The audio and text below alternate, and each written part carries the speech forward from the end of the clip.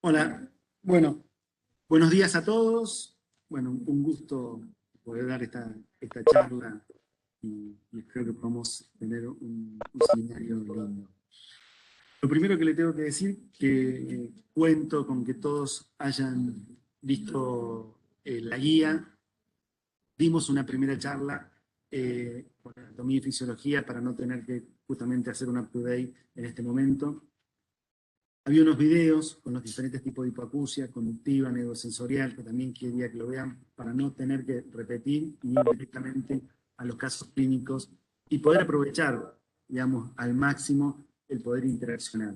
Los casos clínicos que se presentaron son el 90% de lo que pueden llegar a tener en el consultorio y las decisiones que vamos a ir tomando son de rutina, no hay nada fuera de lo estándar y de buscado. Como de buscar esos casos que son de todos los días. Por una cuestión, lo hicimos 4 casos en orden cronológico.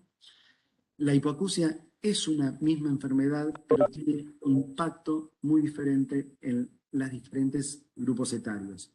No tiene el mismo impacto en un recién nacido que en un adulto, y no tiene el mismo impacto en una paciente que la adquiere prelingual como un recién nacido, a donde la adquiere poslingual.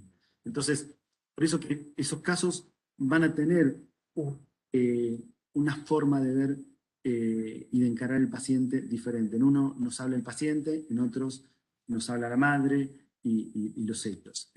Entonces, bueno, vamos a empezar a hablar de nuestro primer caso. Bueno, como estaba en la guía, en el primer caso asiste al consultorio de Ameguino, viene la mamá de Nayara, Juliana, tiene 3 meses de edad, y que en la libreta sanitaria reporta tamizaje auditivo anormal. O sea, Juliana le muestra un estudio hecho hace una semana con resultados de automisiones negativas en ambos oídos.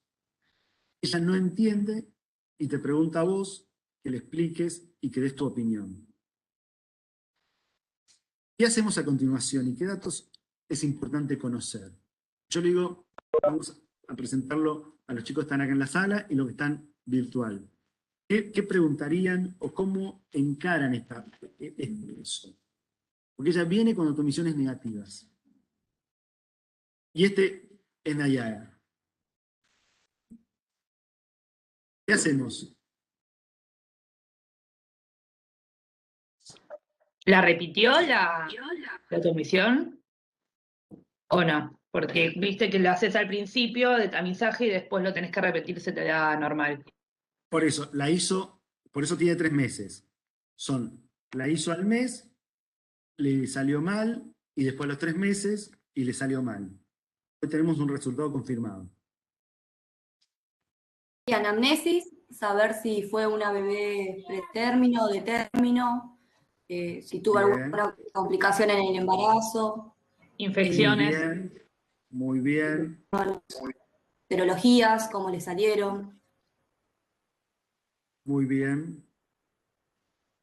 Yo, primero, vamos a hablar para ustedes, para que sepan quién son las autoemisiones. Sé que lo tuvieron antes, pero hacemos un repasito para que puedan también... Ellos no tuvieron una automisión. ¿No? En tamizaje ustedes no vieron una automisión. Bárbaro. Fueron los únicos que no tuvieron. Bárbaro. Bueno, bien, bárbaro. Entonces bien, bárbaro. Las autoemisiones son objetivas, porque no dependen como habíamos dicho en la guía, no dependen del paciente, son no invasivas, rápidas, individuales, reproducibles, no están condicionados, una cosa que es bastante frecuente que la mamá pregunte, o que el pediatra diga que no, si están condicionadas a la madurez neuronal, no están condicionadas como otros estudios, no detecta neuropatía auditiva, o sea, detecta salud coclear, pero no detecta patología retrococlear. Tampoco detecta las hipoacusias porque se hace en esa etapa de la vida y no detecta otra cosa que es muy común, que son las hipoacusias progresivas. Paciente que tiene una automisión normal, pero que después tiene una hipoacusia progresiva. Y básicamente sería esto. Bueno, acá no sé cómo saco esto.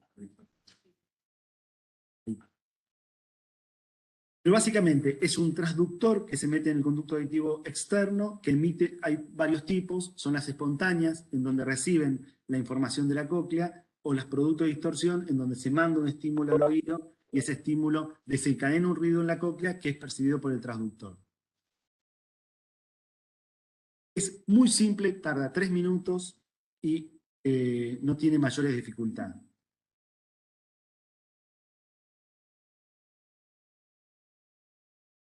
Entonces, ¿qué preguntábamos? Lo primero que hay que hacer es calmar a la madre.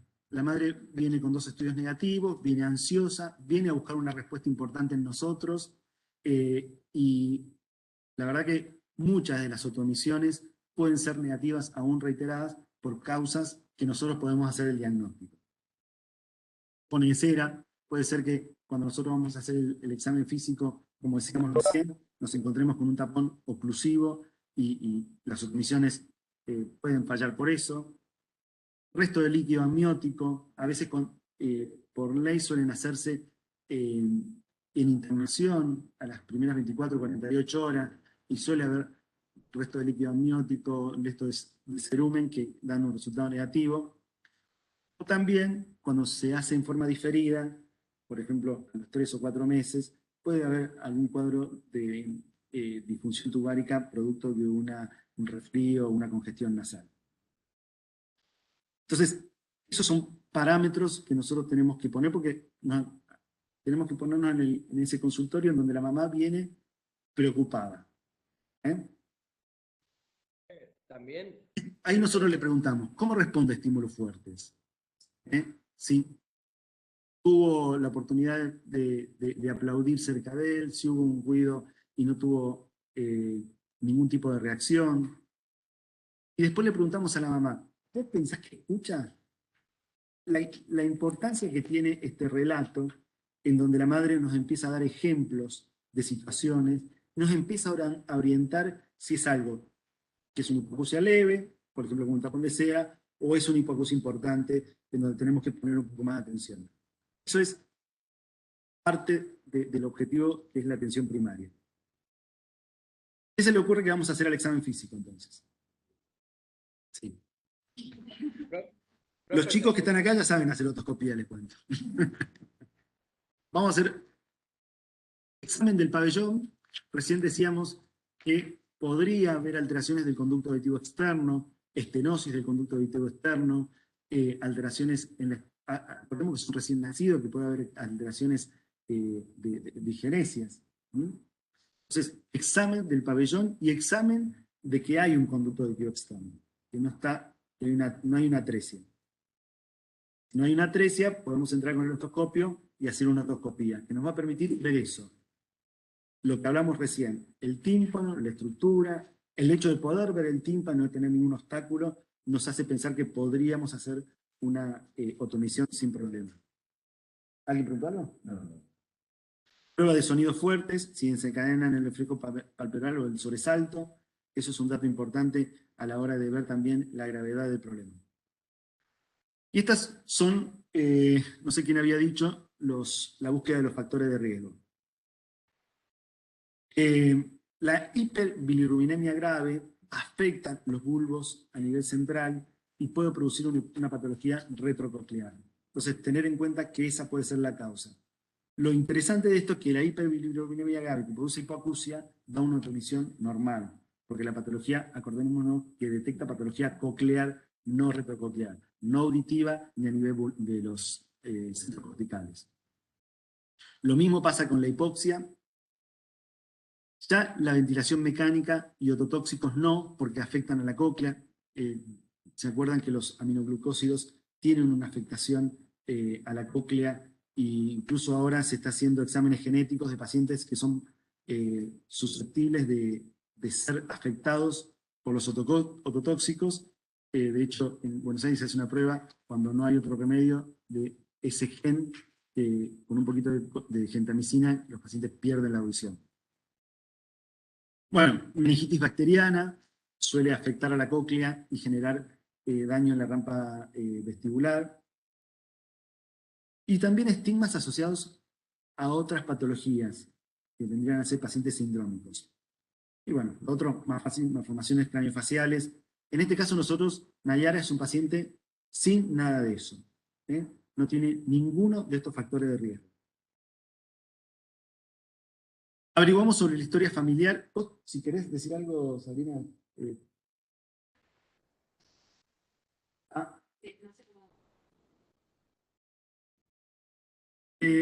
¿Cómo hago para ver la pregunta del chat?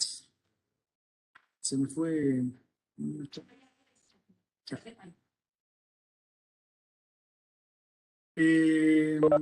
Pasaría a potenciales evocados. Profe, en ese caso, en patología retrococlear, ¿las ovejas son normales? Sí.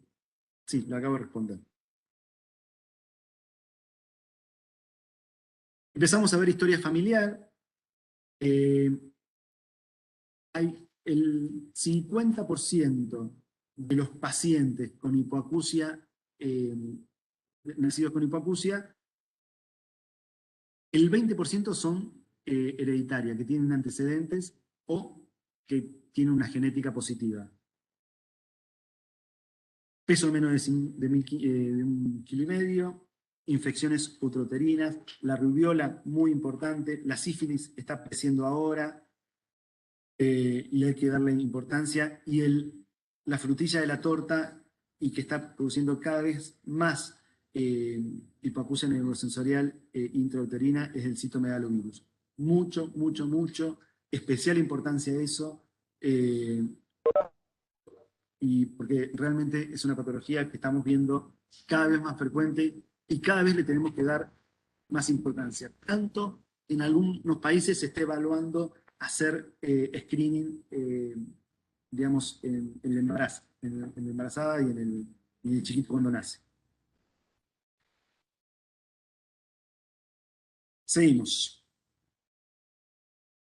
Nayara no tiene nada de eso, lo habíamos dicho recién. El 50% de los chicos que tienen hipoacusia aislada, sin otra patología, el 20% es de causa genética. ¿Cómo seguimos con eso? Recién había dicho si le hacemos potenciales evocados. Acá está el algoritmo más o menos muy conciso. Esto, como ustedes sean médicos, seguramente va a tener varios cambios porque las otomisiones es probable que en unos años en la Argentina pasen a otro plano, porque los potenciales evocados de screening están tomando en el mundo un papel importante. Pero hoy las otomisiones la tenemos y es una herramienta muy valiosa. Tenemos un paciente con otomisiones normales al mes. Se va de alta, si es de alto riesgo, se depita a los 3 meses. Acá no la tenía, anormal, si es normal, se va de alta, si es anormal, vamos a potenciales evocados. ¿Qué son los potenciales evocados? ¿Y para qué los pedimos? O sea, vamos a pedir potenciales evocados con búsqueda de umbrales. Es un método objetivo, requiere preparación previa, generalmente lo tenemos que hacer con sedación. Nos va a formar el grado de hipoacusia, si es leve, moderada, severa, porque vamos a ver umbrales. Y nos va a permitir también poder discernir si, en principio, si es para audífonos o es para implante coclear. Eso es importante. ¿Se entiende esto? ¿Qué significa? ¿Cuáles son los objetivos? Entonces, los objetivos son 2. Si escucha o no escucha. Y el segundo es cuánto escucha. Esto lo podemos discernir con los potenciales. Entonces, tenemos el diagnóstico de hipoacusia neurosensorial. ¿Cuál fue la conducta? Tamizaje diagnóstico al mes que dio negativo. Hicimos repeticiones y a los 6 meses ya tenemos el diagnóstico. A los 6 meses tenemos que tener el diagnóstico. Porque nosotros a partir de los 6 meses ya tenemos que pensar en un tratamiento. Si no tenemos respuesta Bueno, a los 6 meses hacemos tratamiento. Ahí le damos los audífonos y esperamos tener una respuesta en los parámetros de oralización. Si responde, si empieza a balbucear, si empieza a decir alguna sílaba y si empieza a responder.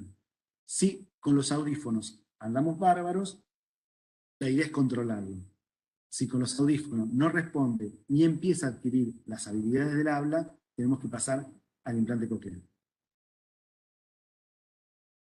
¿Se entendió? ¿Preguntas? ¿Algo para anexar? En el potencial evocante directamente que necesita el implante coclear.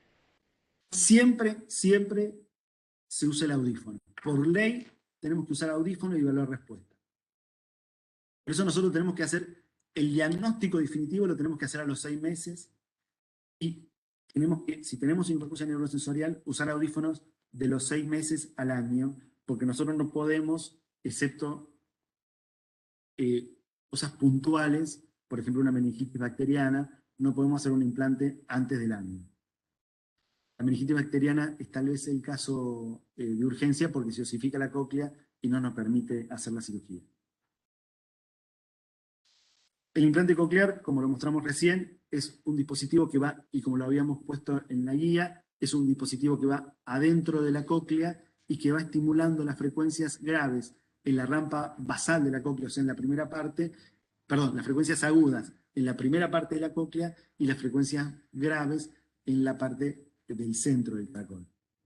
Y estas son las imágenes que nosotros pedimos para ver si es un paciente que tiene cóclea y que puede ser operado porque podría pasar de que tenga alguna malformación o que no tenga oído interno.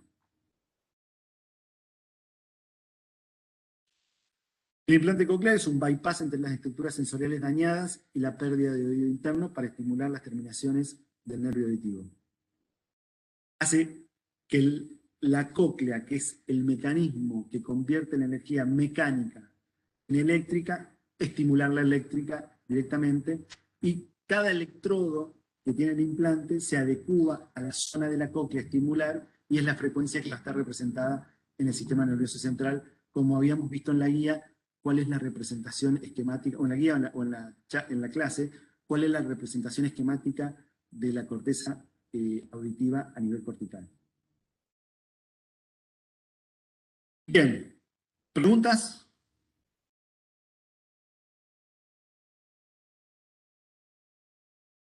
Bueno, este es un caso en donde realmente, si no se habían otomisiones y potenciales, por ahí es mucho lo que uno tiene que aportar, porque es muy pocas cosas que podemos hacer.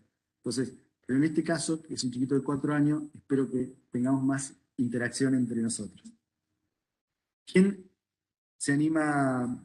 ¿Ellos pueden leer el caso? ¿Quién se anima a leer el caso de los que están en casa? Yo lo leo, profe. Vale. Bueno, caso 2. Marcos tiene 4 años, viene a la consulta con María Elena, su mamá, porque no habla bien. Mientras María Elena nos cuenta, observamos que Marcos tiene mala mecánica ventilatoria nasal. La mamá dice que a veces lo llama y no escucha, y que suele poner muy fuerte el televisor. Consultó a otro profesional que le dijo que los varones tardan en la adquisición del lenguaje y que es normal. Y las preguntas son, ¿qué le preguntarías a María Elena? ¿Qué esperarías que te cuente sobre el sueño de Marcos? ¿Es importante saber si ronca? Bueno, este es Marcos. ¿Qué me pueden decir de él?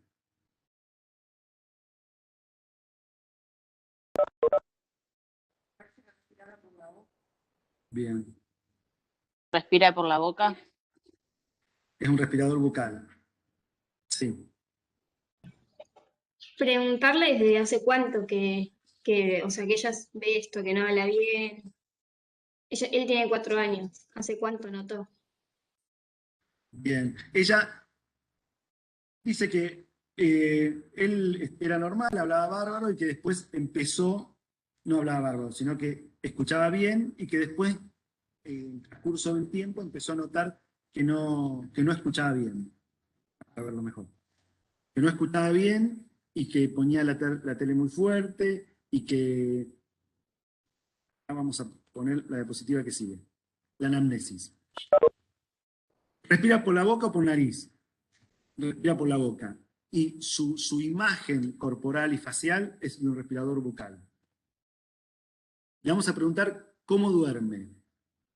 ¿Cómo duerme un chiquito que no puede respirar por la nariz y que tiene esa fascia de respirador bucal? Realmente ronca y hace apneas. ¿Qué más le podemos preguntar?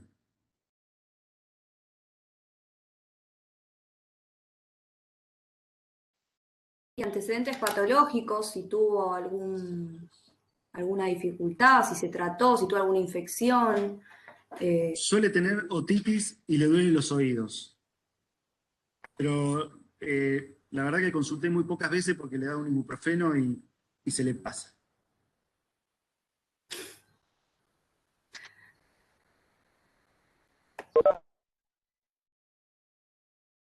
¿Come bien? ¿Qué opinan ustedes?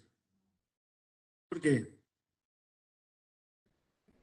Es difícil comer y respirar por el mismo lugar. Entonces, se cansa al comer. Y generalmente no come bien. ¿Se ¿Mira los ahoga? labios por ahí cuando habla de las personas? No escuché. Sí, cuando alguien le habla, le mira los labios como para entender mejor el mensaje. No miro los labios. Debe ahogar cuando come. Tengo quejas en el colegio porque dice que en el prejardín, porque le dice que cuando hay una consigna no la hace y molesta a los compañeros. No tenía superación. No tenía superación. Profe, ¿habla este chico? Porque decía como que tenía todavía como que no había progresado en la adquisición del lenguaje. Habla mal. De hecho, no tiene una dislalia y le cuesta tremendamente la R. Tremendamente. ¿Escucha bien? No escucha bien. ¿Habla bien? No habla bien. ¿Qué otras cosas le gustaría, aparte de todo esto, qué otras cosas le gustaría saber a usted? Un chico que ronca, que hace apneas, que respira por la boca, que no escucha bien. Que tiene las amígdalas agrandadas. Claro, eso lo vamos a ver en el examen físico. Sí. ¿Qué otras cosas les parece a ustedes?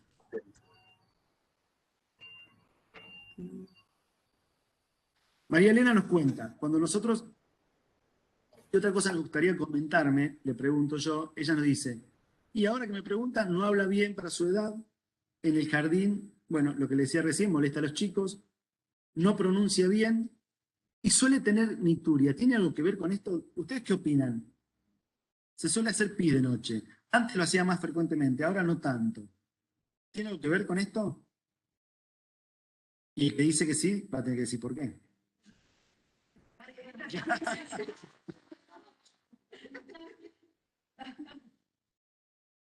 Bueno, alguien diga, arríguese.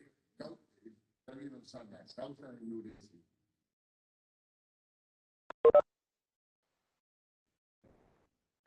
Causa de enuresis, dice.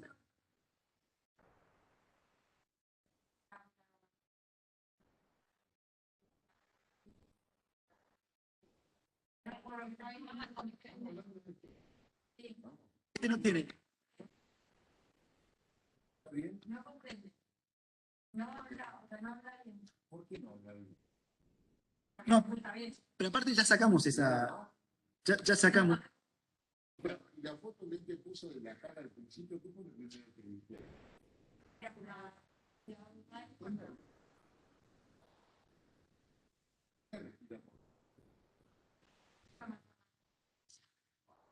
Por eso, ahora lo vamos a saber en el examen, pero ¿quién me dice si...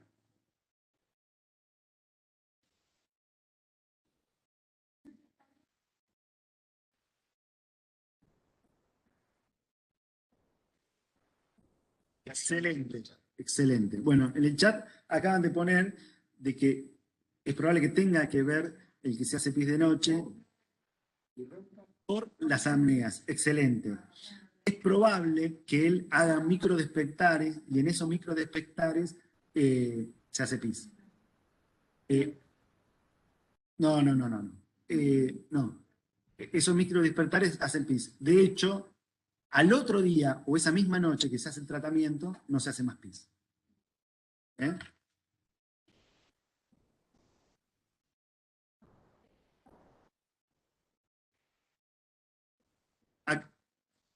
Acá, no le escuchan ella, ¿no?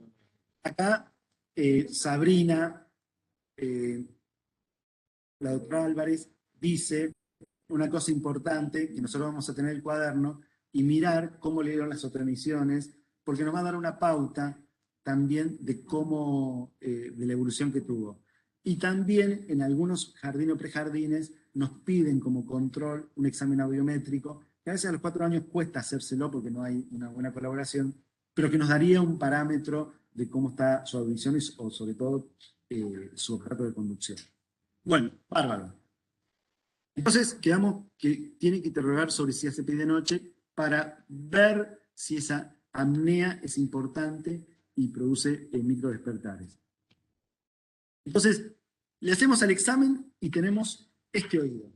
Y, por supuesto que ya recontra sabemos, los que estamos acá, qué es esto. Lo recontra vimos recién. Para los que están en casa, esto es una otopatía secretora mucoide. Tiene tiempo de volumen, porque está el tímpano retraído, se ve que está adherido al promontorio. Y esto, una de las causas por la que se produce es porque empieza a haber presión negativa en oído medio, empieza a generarse un exudado por la falta de compensación a nivel de la trompa de Eustaquio, probablemente por un mecanismo obstructivo. Los que leyeron la guía, y sobre todo la parte de anatomía y fisiología, ahí se les comentaba las diferencias de presión que hay entre el oído medio y el oído interno, del oído medio y el oído externo, y cómo actúa la trompa en el mecanismo de compensación a través de los periestafilinos, de forma pasiva a través de la diferencia de presión y de forma activa por la apertura en el bostezo y la deglución. Acá es muy probable que tengamos un mecanismo obstructivo en la parte nasal o de la trompa Eustaquio. Bien. ¿Alguna duda hasta ahora, Sabrina? ¿Algo que...? Bien. Bueno, examen físico. Faringe. Vamos a encontrar amígdalas hipertróficas. En la otoscopía, ya vimos, una otopatía secretora. Ambos oídos con secreción mucoide. Le hacemos la prueba de diapasones. ¿Qué dan los diapasones? ¿Qué dan? ¿Alguien se anima a decir qué dan? ¿Evalúa la conducción del sonido o no? Claro. Y si, De las dos pruebas que nosotros vimos, ¿el Weber qué da? El Weber era el diapasón que le poníamos en la frente o en los dientes. ¿A dónde da? Pero va al oído derecho, al izquierdo, es bilateral. Entonces, ¿a ambos o a ninguno? a ambos. Perfecto. ¿Y el rine, cómo da? ¿Y qué es mal? Negativo. Perfecto. Perfecto. Entonces, le hacemos la prueba de pasones y da conductiva. Weber, indiferente y rine negativo bilateral. Pedimos estudios audiométricos y confirman. Y le pedimos una radiografía, es esta. Es un perfil de Cowan en donde se ve las vegetaciones adenoideas y podríamos también tener la hipertrofia amigdalina acá. Esto es el cuello está extendido, entonces entre la amígdala y la adenoide se separa, pero normalmente actúan en un trípode para producir una obstrucción de la vía aérea. ¿Se sabe esta placa? ¿Alguien habló?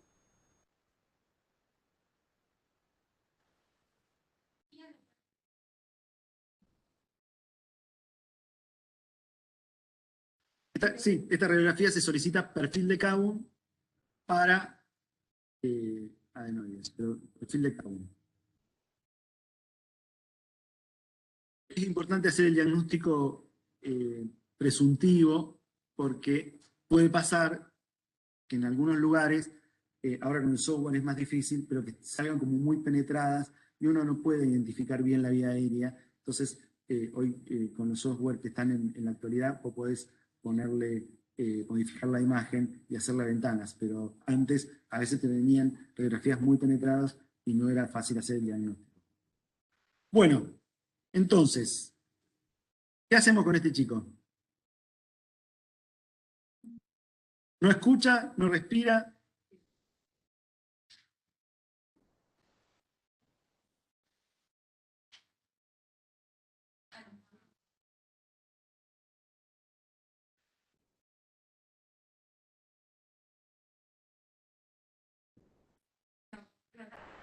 Exámenes complementarios. ¿Qué nos falta?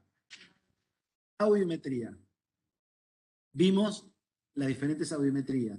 Entonces vamos a tener una audiometría con una hipoacusia conductiva bilateral. Yo esto lo nombro porque creo que lo tienen que saber los otros estudios que hay audiológicos, pero son muy de la especialidad. Pero la logoaudiometría está desplazada a la derecha, o sea, hay que aumentar el volumen para que él entienda las palabras. La timpanometría, que mide las presiones en el oído medio. ¿Se acuerda cuando teníamos la imagen en la clase de 760 milímetros de mercurio, ambos lados de la membrana timpánica? Acá hay presión negativa, o no hay presión, no se puede distender el tímpano, entonces de una curva plana, porque el tímpano está rígido porque tiene moco a presión negativa en la cavidad. Entonces da una curva plana. Y los reflejos están ausentes. ¿Se acuerdan que habíamos hablado de que los reflejos, cuando se produce un estímulo a más de 85 decibeles sobre umbral, los reflejos aparecían, como acá? Debemos tener una hipoacusia de 40 decibeles, no nos da el 85% sobre umbral para producir reflejos, entonces salen negativos. Y aparte, como si fuera poco, el oído está tan ocupado con ese material mucoide que no se puede contraer, no se contrae el estribo. Entonces da negativo. Bueno, esto era un poco la importancia de que vean la charla y la guía antes del seminario, porque estas cosas un poco las estamos dando como un poco más entendidas. Bueno, ¿y qué hacemos con este chico? Tenemos el diagnóstico. ¿Saben lo que es ABA? No, hipertrofia amigdalina, vegetaciones adenoideas. Lo van a encontrar en todos lados y muy pocos saben qué es. ABA. Nosotros decimos ABA y te llaman, che, ¿qué es ABA? Bueno, algunos saben, pero no lo saben deletrear. Es hipertrofia amigdalina, vegetaciones adenoideas. Otopatía secretora mucoide. Tiene moco y hace mucho que lo tiene. Es bastante difícil que salga con tratamiento con corticoides, pero lo tenemos que hacer en primera instancia. Hipoacusia, dislalia. Y al examen nos olvidamos de que no pronunciaba bien la R. Y cuando tiene esto, lo que tenemos que hacer es levantarle la lengua y pueden llegar a tener el frenillo corto, que es la causa más frecuente de los chiquitos de que la R y la S no la puedan pronunciar.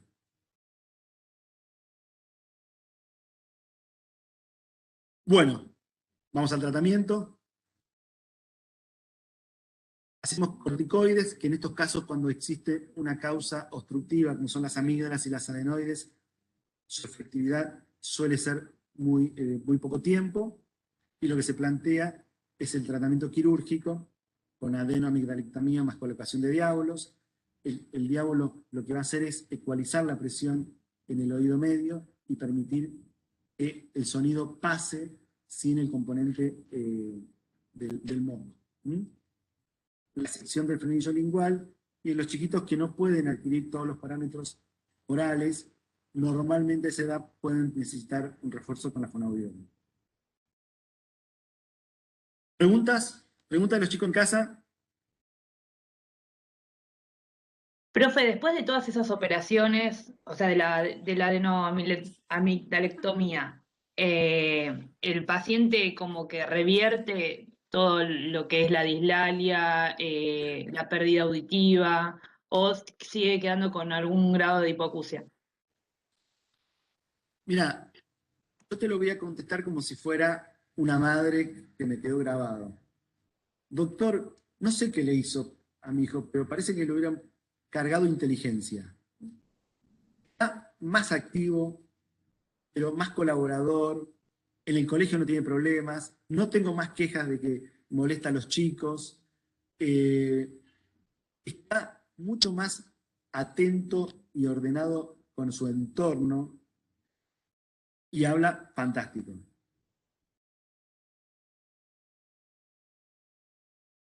Escucha, interactúa, habla bien, se le abrió el mundo. No sé si responde tu pregunta. Sí, profe, sí, responde re bien. Es que no, yo suponía que iba por ese lado, que iba a volver a revertir toda la situación, pero digo, por las dudas pregunto. Por la duda. Bueno, ¿alguien tiene alguna pregunta más? ¿Algo que anexar? Sí.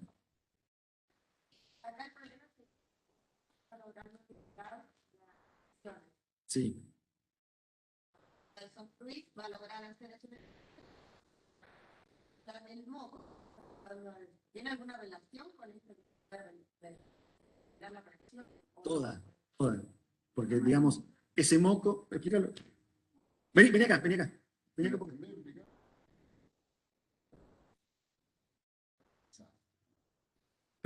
vení acá, Sabrina. Así. Está bien, vamos. Porque Acá, mira, acá lo vemos. Se voy a explicar a todos.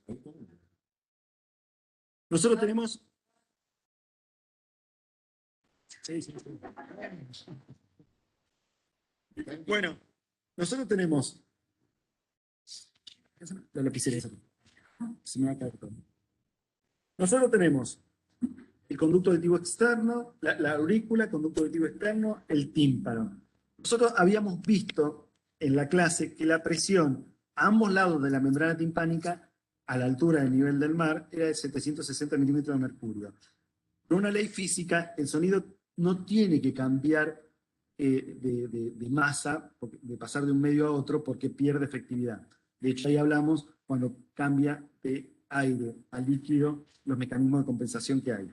Lo cierto es que acá tiene que haber la misma presión que afuera. Si no hay la misma presión, porque no se compensa a través de la trompa de Eustaquio, porque la trompa de Eustaquio está obliterada acá por las adenoides y por las amígdalas, se empieza a formar presión negativa, chupándose, y esa presión negativa ejerce un exudado, que primero es un exudado seroso, después se convierte en un exudado mucoide, y después una gelatina, y que no permite la transmisión del sonido.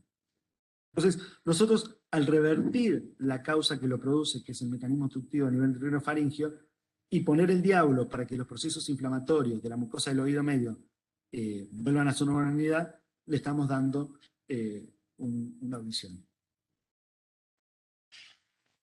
¿Se entendió en su casa? ¿Lo vieron bien? ¿quién viajó en avión?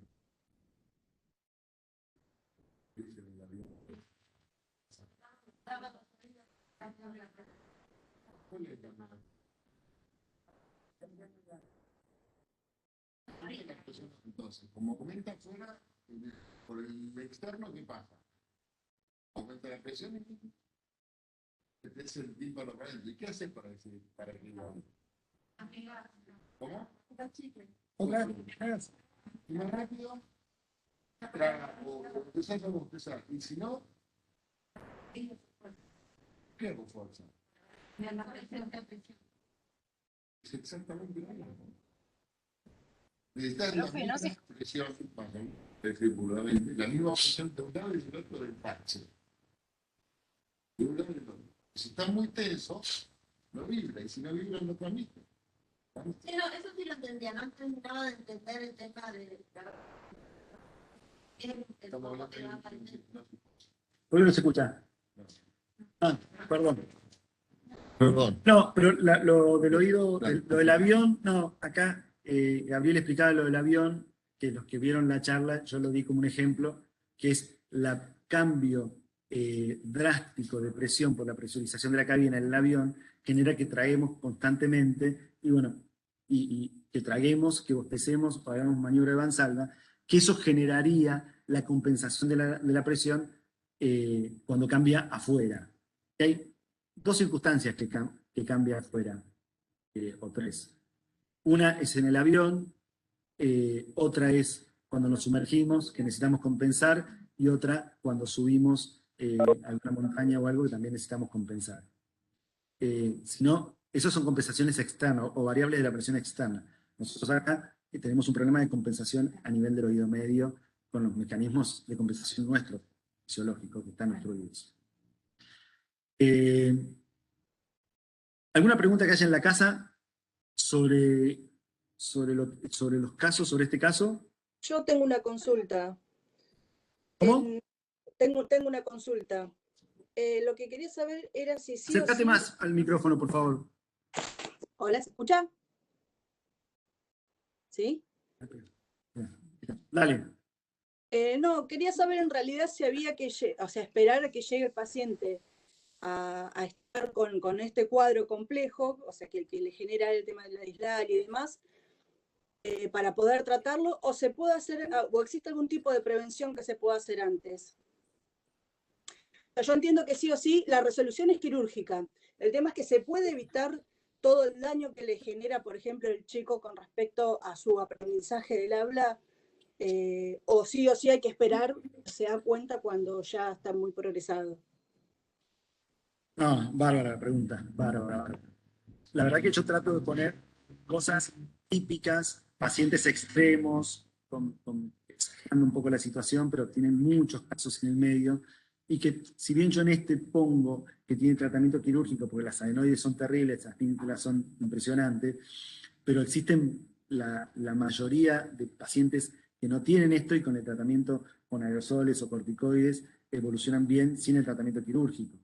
Yo puse esto para entrar, digamos, dar una dinámica de diálogo, de conversación, de variables, pero por supuesto que podemos evaluar el paciente antes. Es más, y tenemos que estar atentos a esto, porque nosotros vamos a ser médicos, pero también vamos a ser esas personas que captan. El paciente nos vino a consultar porque no respira bien, y nosotros estuvimos terminando diciéndole a la mamá que se hace pis de noche por la obstrucción. O sea, nosotros también tenemos que, esos pacientes que no presentan todo el cuadro transfluido, estar atentos. Y un poco ese era el objetivo de este caso.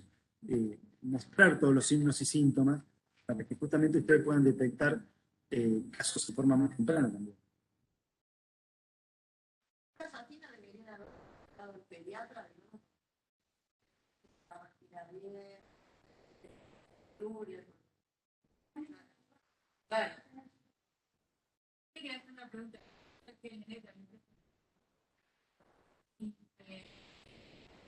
Vive resfriado. Vive resfriado. Vive con moco. Vive con moco. Y al otro día que se operó ya no tiene más moco.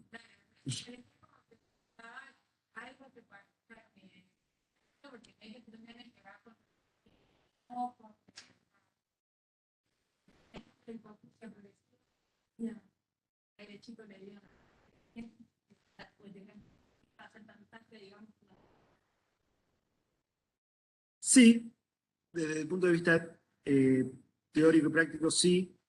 Nosotros le decimos hipoacusia progresiva a las neurosensoriales, porque esto es, digamos, es progresiva pero totalmente reversible. Esto no le damos el pie de progresiva porque sabemos que, digamos, se resuelve. Las progresivas son...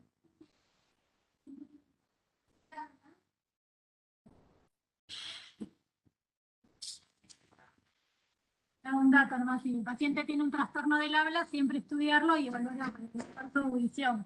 Ese es el tema. La biometría, si no habla bien el niño, puede haber un trastorno auditivo. Claro. Bueno, ¿Algo más que quieran comentar sobre este caso o pasamos al otro? Chicos, ¿en casa?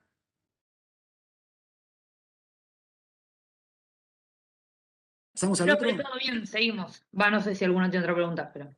Bueno, ¿quién lee el caso 3? Yo leo si ¿Querés querés. leer? Lea otro.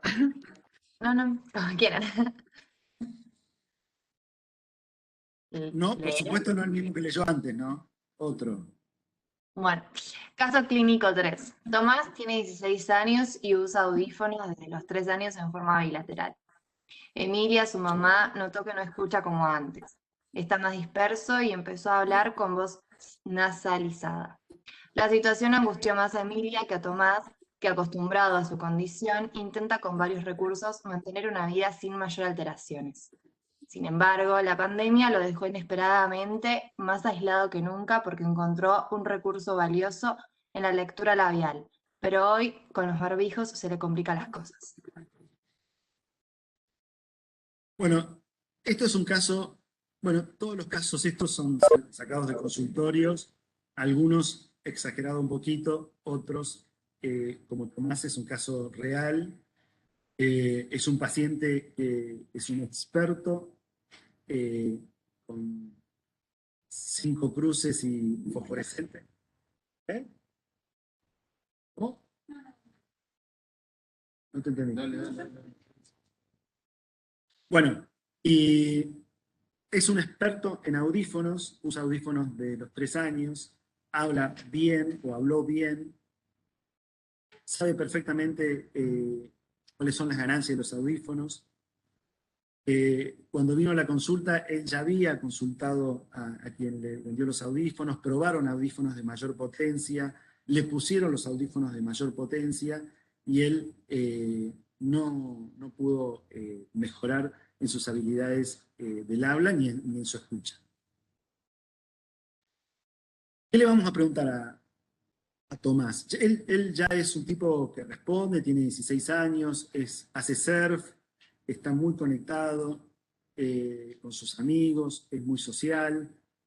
De hecho, en la consulta él me dice, pero no, yo estoy bien así, yo no tengo por qué cambiar. Hasta que le empezó a ver a la fonoaudióloga y dijo, no, pero vos estás empezando a hablar como un paciente que no escucha. Eso es la voz nasalizada. Empezó a no... porque ¿qué pasa con este paciente? Él, al hablar y no escucharse, empieza a hablar por la memoria de hablar. Pero cuando uno está mucho tiempo sin hablar y no escucharse, y no escuchar al otro, empieza a generar lo que es el habla del hipoacúsico. ¿Se entiende eso?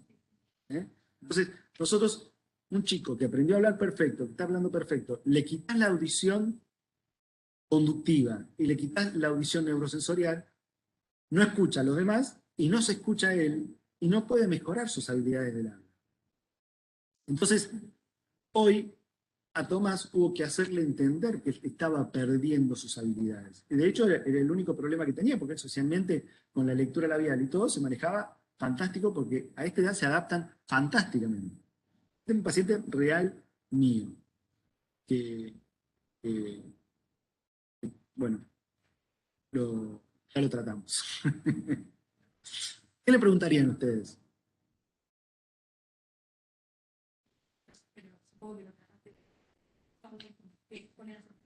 ¿No escuchan? Hipoacusia detectaron que no escuchaban.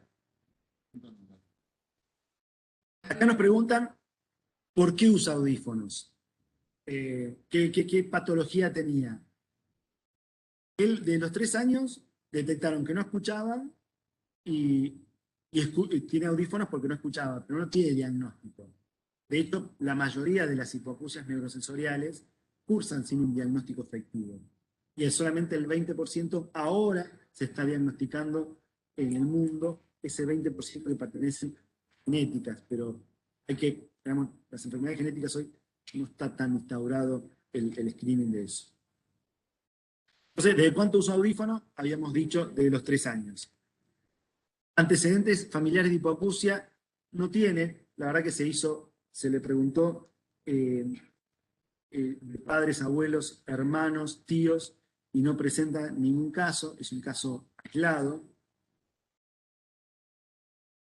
Es un tipo totalmente entero, no tiene ningún tipo de discapacidad, ni motora, ni intelectual.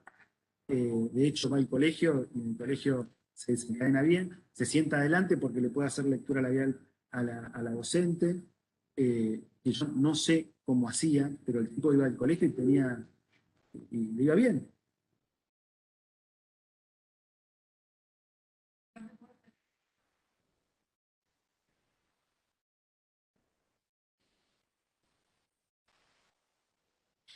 ¿Cómo? Acá me preguntan, hay una pregunta que después se la repito.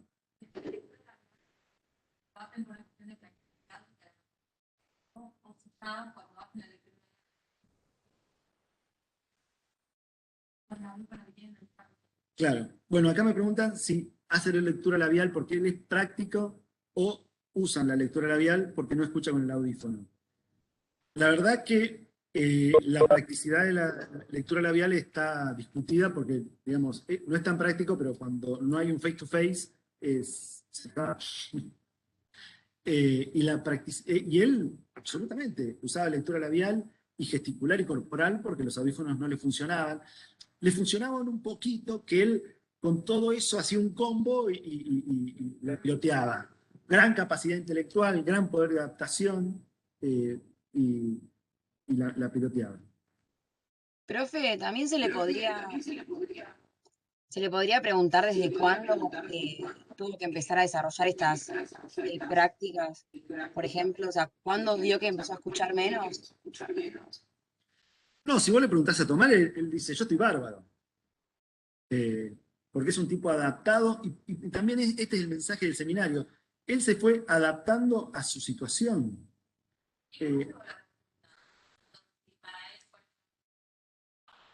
Y, a ver, ¿quién me responde esa pregunta?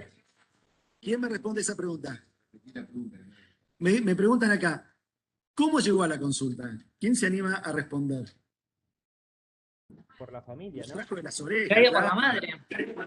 Lo trajo de las pestañas la madre. Le dijo, vino la madre y me dijo, Pablo, quiero que lo veas, porque él dice que no le pasa nada, pero está hablando mal, no es el mismo que antes, le hablo cuando está de espalda y no me escucha. Yo creo que él está perdiendo capacidad de audición. Él me dice que no, pero hay cosas puntuales que no es igual. Entonces lo trae la madre, lo trae el entorno, porque la adaptación que él hace, igual que el chiquito que nace sordo, si vos no haces nada, termina haciendo lenguaje de señas. Entonces, la adaptación de los chicos que tienen un problema desde siempre es formidable y está en nosotros, un poco el mensaje es eso, está en nosotros ver las dificultades, discernirlas, evaluarlas, analizarlas. Profe,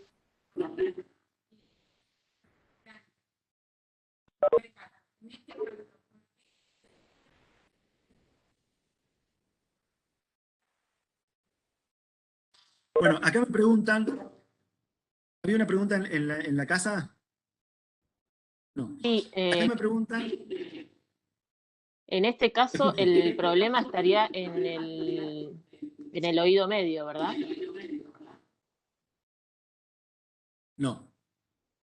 No, si tuviera el oído medio, podríamos haber intentado alguna otra cosa que no sean los audífonos.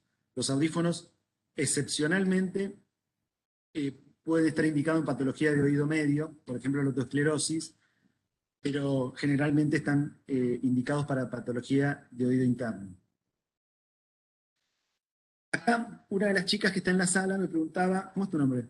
Diana. Diana me preguntaba por qué, si él tiene una hipoacusia de los 2 años, ¿por qué, digamos, no pensamos en hacerle un tratamiento diferente antes que esperar hasta los 16? Es una pregunta genial, genial porque casi que me da la oportunidad de explicar por qué le puse a este paciente. ¿Qué opinan? ¿Qué opinan acá y qué opinan en su casa? ¿Por qué?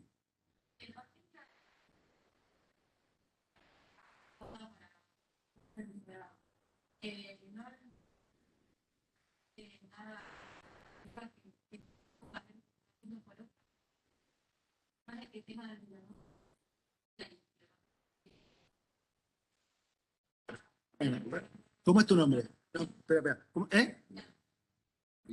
Miranda. Bueno, Miranda me dice, si el paciente anda bien de los 2 años y funciona bien y habla y se desempeñó bien y todo, ¿por qué se lo voy a cambiar?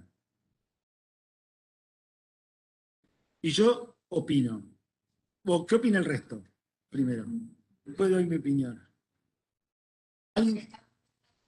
No, está correcto para algo más invasivo. Tal cual, tal cual. Le funcionó y ella dice que funciona. Claro, ahí está. Ella dice que le funciona. Claro. Hay un tema clave ahí. Diana, claro, hasta los 16 le funcionó. Exacto. Que es eso lo que yo quiero que aprendan. Hasta los 16 le funcionó. Tuvo el habla, hizo la escuela, se comunicó. Es un experto doctorado en uso de audífono y saber cuándo el audífono tiene que calibrar. Es un adaptado total. Pero le funcionó hasta los 16. Ahora está empezando a disfuncionalizarse por la falta de percepción de audición, porque él ya no se escucha y no escucha el resto. Entonces los audífonos en este momento están siendo una herramienta en vías de no darle las condiciones que él necesita para sociabilizar y para estar bien. O sea, no le están dando audición. Y él, hablamos que se probó, cambió los audífonos, los calibró, se puso más potentes, siempre con retroauriculares porque los intracanales no daban con la potencia. Entonces, ¿qué le quiero decir con esto? Que las diferentes terapias, digamos, para este tipo de problemas, no se superponen, sino que se complementan. O sea, agotamos el audífono como instrumento para darle para solucionarle el problema de audición, y cuando lo agotamos y ya no cumple con las expectativas, tenemos que pasar a otra, más compleja, que es más invasiva y que es otra tecnología. ¿Están de acuerdo con eso? ¿Están de acuerdo en casa? Sí, igual deberíamos hablarlo también con él y con la madre, porque creo que también es como un poco una toma de decisiones compartidas. O sea, por ahí él está bien así y no quiere hacerlo. Absolutamente. Totalmente de acuerdo. Sí. De hecho, yo tengo pacientes que no hace mucho vi, un paciente que a los 2 años, apenas llegué ya por 2005, a los 2 años tuvo este problema y era candidato a implante coclear. El padre decidió no operarla y lo vi ahora a los 20 años y bueno, es una chica que hoy no desarrolló ningún tipo de lenguaje oral y se comunica con lenguaje de señas, pero sí es una decisión de los padres. ¿Alguien había hecho otra pregunta? Si tienes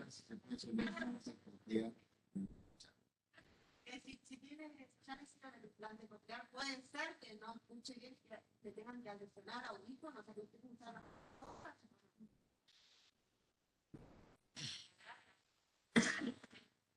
Bueno, no. Sí, acá me preguntan básicamente si puede haber una estimulación bimodal, o sea, de audífono más implante. Y sí.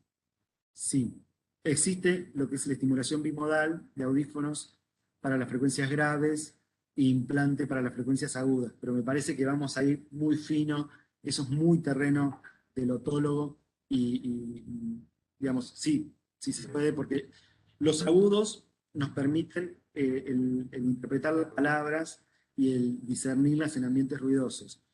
Entonces, podemos poner un implante para mejorar las condiciones en los agudos y usar un audífono para mantener las condiciones en los graves, y con eso se llama bimodal, un audífono implante.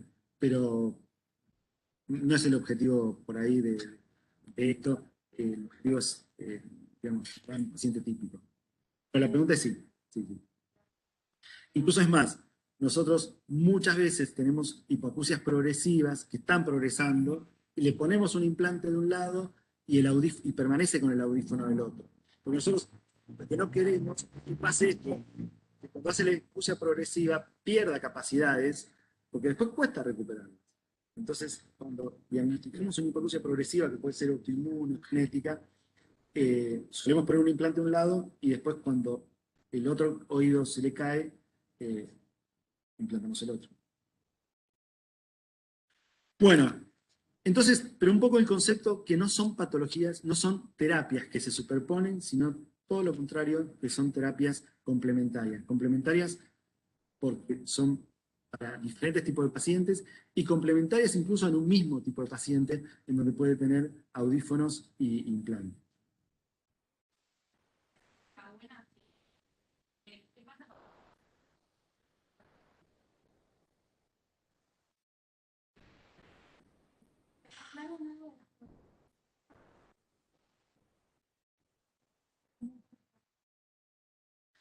Sí, en teoría está en el PMO y está dentro del plan médico obligatorio y eso incluye prepagas, obras sociales y público.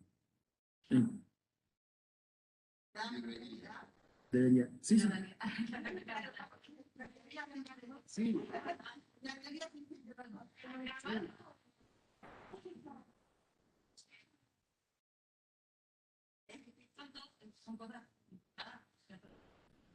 ¿Dónde veo el chat?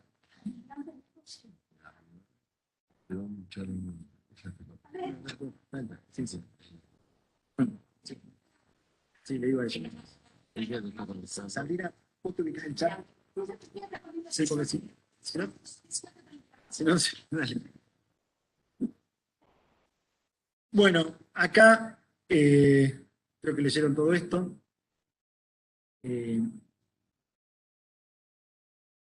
Paciente.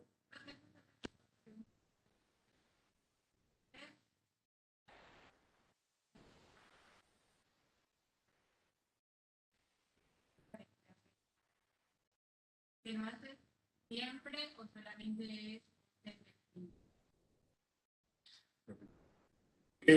Acá me preguntan si el test de la palabra susurrada si lo hace siempre o es de screening. Y la verdad que es como los diapasones y depende del médico. Yo, digamos, a toda hipoacusia le hago diapasones. A toda hipoacusia cuando hablo me doy cuenta si escucho o no escucho, si me está leyendo los labios. O sea, en mi consultorio es una práctica de rutina, no sé si de screening, pero de rutina.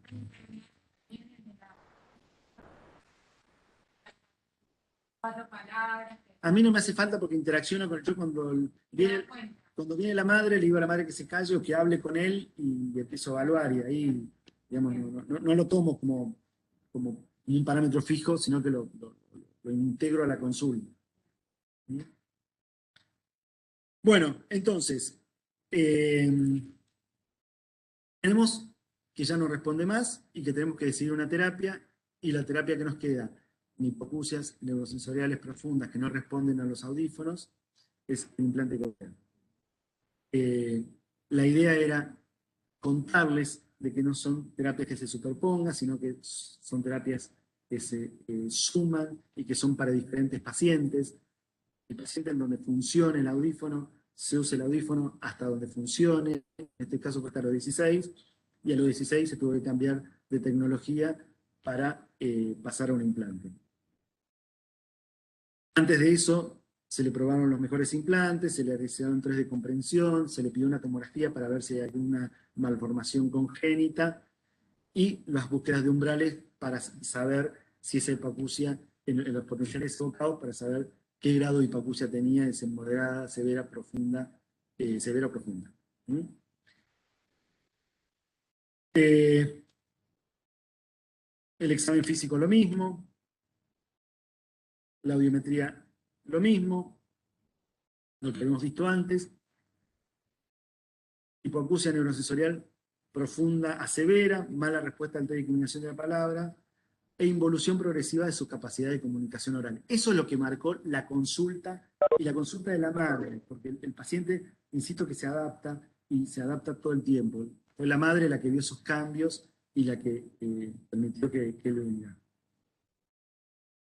Bueno, ¿por qué se plantea lo que hablamos recién? El implante, los audífonos no son suficientes para la comunicación oral, el equipamiento protésico con audífonos no compite con los dispositivos implantables, tiene indicaciones diferentes, y mientras la vía neuronal esté desarrollada, que se desarrolla con una audición normal entre los 6 a 8 años, tenemos posibilidades de indicar un implante. Si nosotros tenemos un hipocúsico profundo de nacimiento, que viene a los 20 años, que no habló nunca, que nunca tuvo estimulado, no le ponemos un implante coclear porque la representación cortical de la audición no está desarrollada. La vía auditiva no está desarrollada. Claro. Por eso es importante, y por eso el primer caso, es importante hacer screening neonatal, hacer la detección con diagnóstico a los 6 meses para hacer un tratamiento definitivo a los 12 meses. Si ese tratamiento definitivo, en vez de hacerse a los 12 meses, se hace a los 4 años, el chico nunca va a hablar bien y siempre va a tener una dislalia. Y después, si Gabriel me lo permite, yo le voy a mostrar cuál es la recompensa cuando hacemos diagnóstico precoz.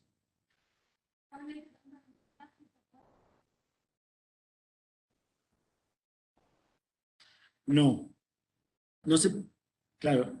Una de las preguntas dice si se puede poner un implante integrado, que son los implantes o audífonos de transmisión ósea. No tenía indicación en este caso, porque es una hipoacusia neurosensorial bilateral. Entonces, la transmisión a la cóclea, digamos, va a ser la misma y no va a transmitir, pero no tiene indicación en este caso.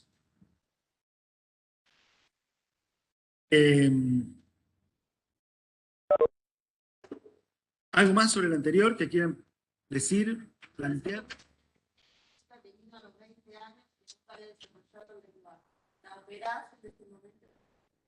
Llega Lo acabo de decir. Lo dije recién. No. Yo tuve un paciente que ahora vamos a ver un paciente de 70, uno de mis pacientes estrella había quedado sordo a los 8 años por una meningitis bacteriana. Fue hace muchos años. Quedó sordo y me consulta a los 61 años. Todos los protocolos con pérdida auditiva con una ventana de 10 a 20 años, imposible poner implante. Este paciente yo lo presenté a un comité de expertos, porque había quedado sordo a los 8, en teoría con la vía auditiva desarrollada, y me consultaba a los 61 con una hipoacusia profunda. El tipo trabajaba en un taller, cada vez que le tocaban timbre una luz, otro teléfono otra luz, tenía todo un sistema. Y lo trae la hija, él no, lo trae la hija y lo obliga a hacer tratamiento. Lo presenté a un comité de expertos, me dan el ok para operarlo, lo opero, y el día que se enciende el implante, se le caían las lágrimas porque escuchó los pájaros, los agudos. Porque el tipo era fácil, había que conectar un cable. O sea, la cóclea estaba desarrollada, la vía auditiva estaba desarrollada. Lo único que había que hacer es conectar un cable. Conectamos ese cable y el tipo está bárbaro. Bárbaro. Entonces, el secreto es que la vía auditiva esté desarrollada. Y el problema cuando no está. Por eso que, digamos, hoy el lenguaje de señas para ese tipo de paciente es fundamental. Porque no tienen otra posibilidad. Pero... Bueno, Tomás se implantó y terminó fantásticamente bien, cambió su forma de hablar. De hecho, eso se implantó hace 1 año y medio y ahora lo puse porque ahora vino a que le implantemos el otro pedido. Así que, bien. ¿Alguna otra pregunta?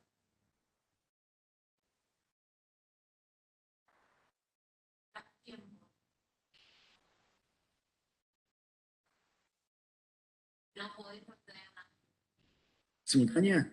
Sí, pero no lo probó el logro social. Pidió que lo hiciéramos. Sí. No, no. Acá me preguntan a qué le llamo conectar los cables. No, fue metafórica, porque, digamos, la cóclea estaba bloqueada, o sea, la meningitis afecta a las células ciliadas de la cóclea. Entonces, no funcionan las células ciliadas. Entonces, cuando le pones el electrodo, bypassea las células ciliadas y estimulás el nervio, y me refería a eso, a conectar los cables. Claro, le enchufo el cable del electrodo al cable del nervio coclear, sí, sí. ¿Ustedes se acuerdan del Arti4 ¿se acuerdan del gráfico que las células ciliadas respondían a una frecuencia determinada, que esa frecuencia estimulaba el nervio? Y que lo que acaba de decir Pablo, ese estímulo hace que determinada frecuencia estimule determinada manera el nervio. Todo ese sistema, hay toda una conducción desde hasta ese punto, después cambia el sistema de ahí para adelante. Conectar los cables es eso. Todo ese sistema yo lo salteo para estimular directamente con el implante el nervio, sin necesidad de la estimulación de la ya. ¿Muy bien? Sí. Ok. No digo, lo que hay que hacer a veces es conectar, traerlo de Arte4, que esto lo explicó muy bien. Bueno. A los 42 años. Me relaciono con el desarrollo de la vida este desarrollo de la vida un estímulo para que se adecuadamente un chiquito. Uno solo. Acá me preguntan de que tendría que desarrollarse la vía auditiva y me preguntan si el desarrollo de la vía auditiva necesita algún estímulo. Y yo acabo de contestar que uno solo. ¿Cuál es? El único estímulo que necesita es escuchar.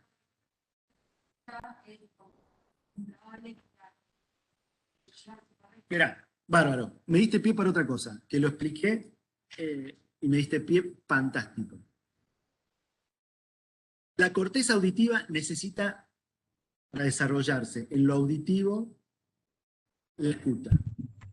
Estamos de acuerdo con eso. Y nosotros estamos diciendo de que si no escucha, no se desarrolla la corteza auditiva. Pero, ¿qué pasa con esa corteza? ¿Queda en blanco? Es invadida por otra corteza. ¿Se ocupa o no? Es ocupada por la corteza visual, creo que. Claro. Hoy hay un estudio que sacó una de las revistas, una revista internacional, que empezaron a ver que está tan en boga las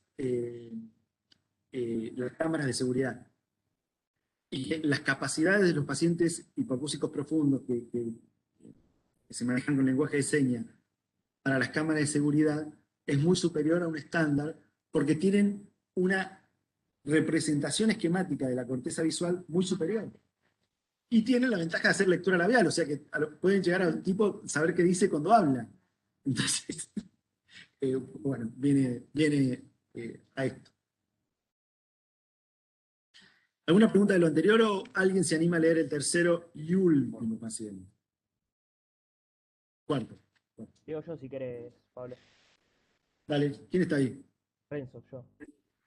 Dale. Alberto tiene 70 años y vino a la consulta con Beatriz, su esposa, que dice que cada vez escucha menos. Alberto no logra entender lo que dice Beatriz. Dice, en realidad yo escucho, pero lo que pasa es que no entiendo. Y si me grita, menos. Su esposa dice que ya no participa de las reuniones familiares y no quiere salir.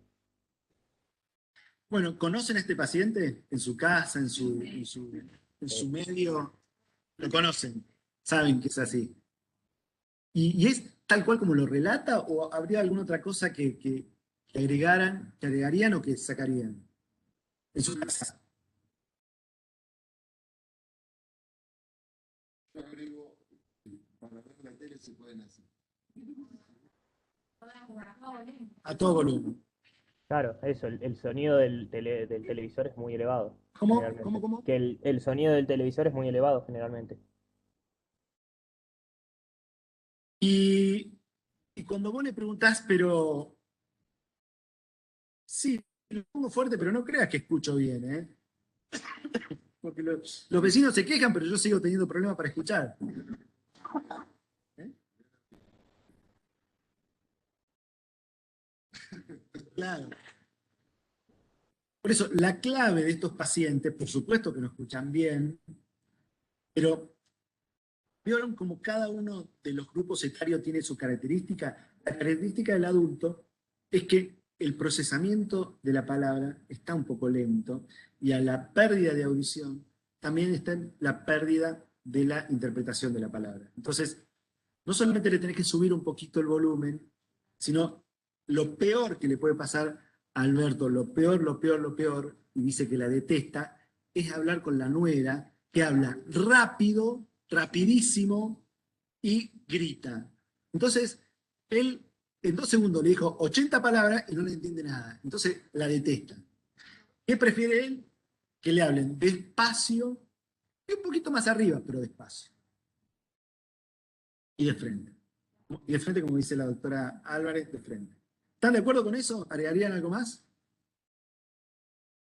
Bueno. Yo lo que pienso es, por ejemplo, mi abuelo, que en las reuniones familiares era como que todos hablábamos y él estaba como en la nada, no prestaba atención. Bueno, tal Que cual. me Tal refería, cual. me hizo acordar lo de la guía que planteaste, que frente a muchas conversaciones como que no se concentra. O no ¿Cómo? escucha, mejor dicho. No sigue, exacto. No sigue la cosa. Bueno, no sigue la conversación. Esperá, ¿qué opinan? Bien, esto. Bueno, ¿cómo realizamos la anamnesis? Un poco lo que hablamos, yo lo puse porque lo que hablábamos recién.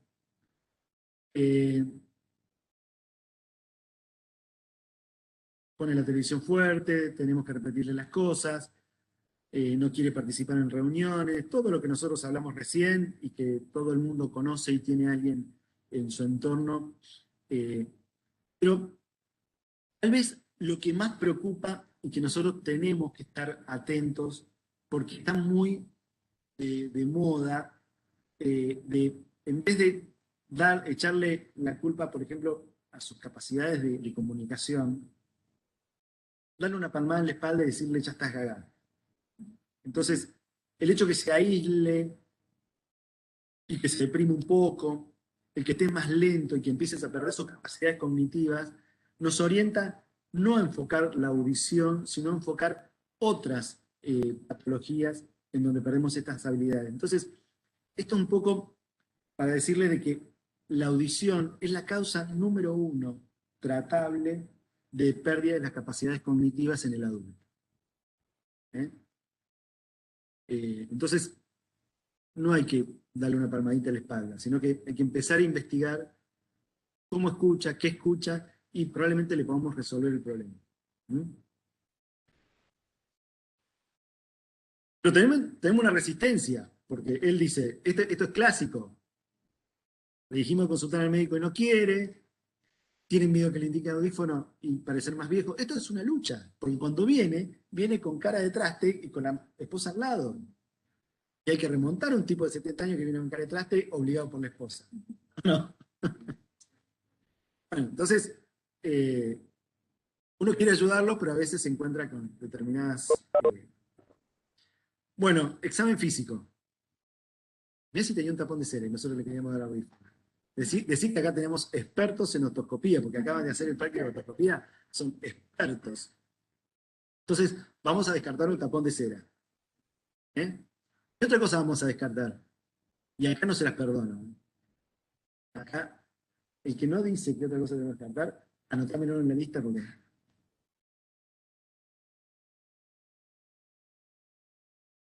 ¿Qué otra causa de hipoacusia tenemos que descartar? Se lo pregunto a ustedes porque saben hacer otoscopía, no al resto.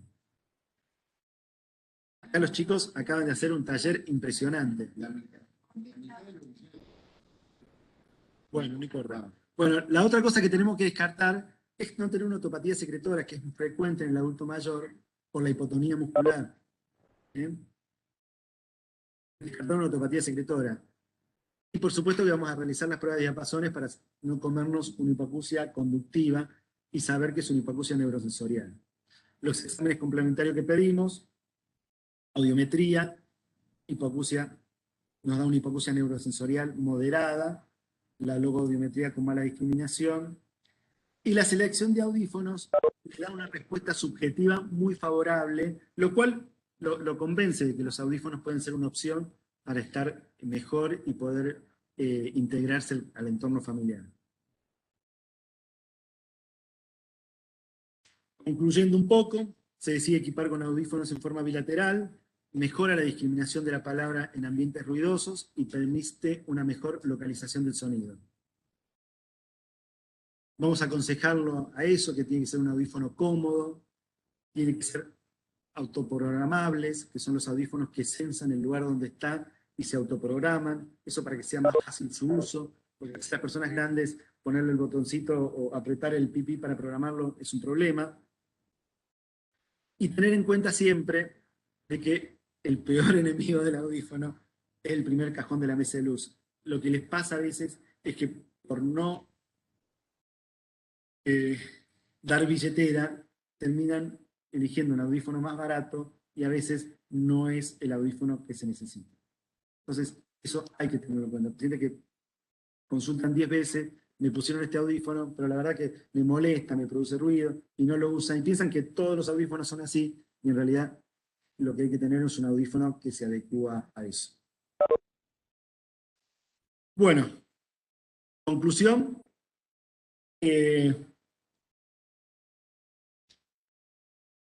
¿Alguien quiere hacer alguna pregunta en su casa o acá? ¿No? Bueno. Profe, yo tengo una pregunta con lo que es el implante coclear. ¿Cómo escucha la persona? ¿No escucha como escuchamos nosotros? ¿O escucha una onda medio metálico, puede ser? Sí. No existe todavía la tecnología para escuchar igual o superior a un oído normal.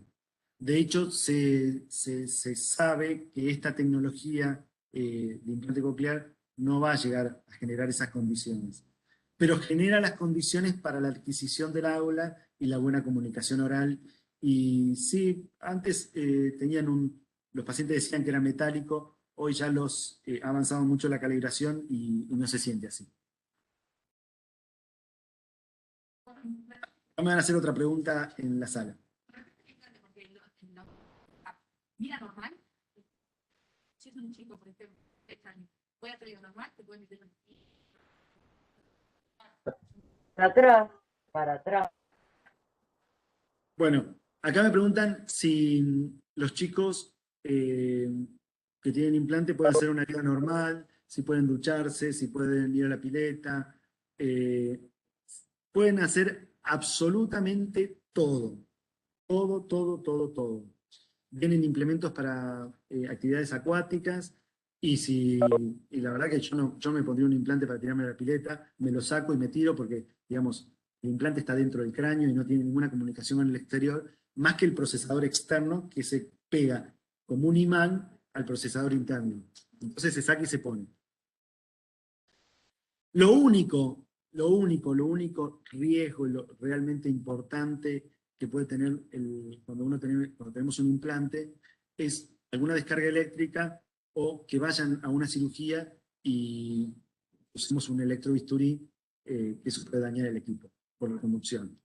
Pero, por supuesto, lo transmitimos de forma directa, que un paciente que el hermano le pegó una piña, lo rompió y le tuvo que sacar el implante y ponerle otro. Pero sí, me pasó. En realidad no le pegó una piña, lo empujó, pegó la cabeza contra la pared y el implante es... Bueno. Profe, una pregunta. Alberto, el último paciente que presentaste, ¿también se le podría preguntar si tuvo vértigos en algún momento? Lo mandamos a la doctora Álvarez para que le haga un examen vestibular y estaba normal. Ah, buenísimo. Bueno, Conclusión. En los bebés el diagnóstico tiene que estar a los 6 meses para hacer tratamiento a los 12. El diagnóstico de tratamiento precoz es fundamental para la adquisición del lenguaje oral. Los audífonos y los implantes no compiten, tienen diferentes indicaciones. El equipamiento tiene que ser el mejor posible para cada necesidad y la pérdida del adulto causa deterioro cognitivo. Esas son un poco las conclusiones que quería dar en este caso. Y como tenemos tiempo, y si Gabriel me lo permite, yo te voy a pasar un videíto. Este es un paciente en donde se cumplieron todas las reglas, todas. Es un paciente que tuvimos diagnóstico a los 4 meses. Hipoacusia profunda bilateral.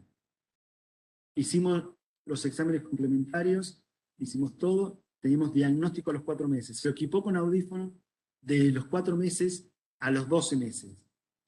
Y se le puso 2 implantes cocleares a los 12 meses. Pérdida profunda, no detectable ningún tipo de umbral en los potenciales evocados, hecho en los mejores centros. Esto fue hace mucho, ahora tiene 5 años. Y estos son los resultados cuando, si es que sale.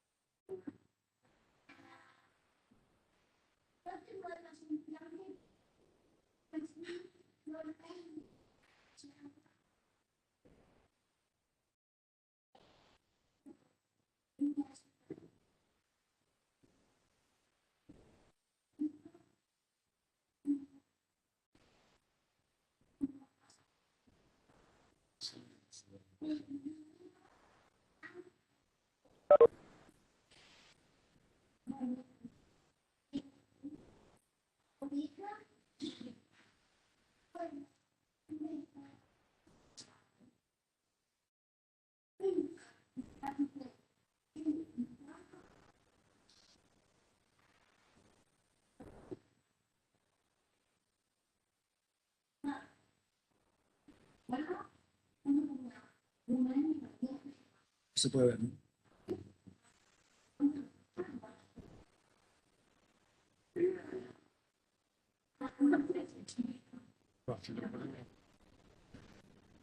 Bueno, listo. Terminamos por hoy. ¿Cerramos? Listo. Muchas gracias por todo. Bueno.